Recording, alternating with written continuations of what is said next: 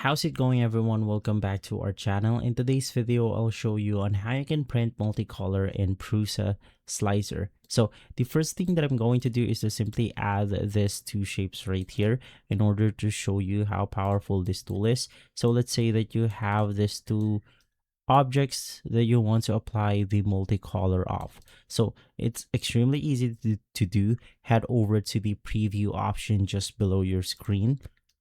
From here, in order for you to change the color, you want to navigate or click on this progression bar, which will indicate the progression of our print right here. So just navigate through the part where you want to add your color. So in my case, it's going to be this part right here. Right click on it, click on add the color change, and then it will apply the change that we have made. So in order for you to change the color, just simply right click on the color itself, and then let's do something like this white color, and then it will change that into this white right here.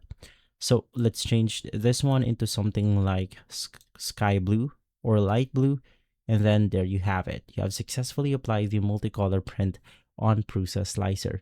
If this video has been helpful, leave a like, subscribe, and follow us for more videos like this. Thanks for watching.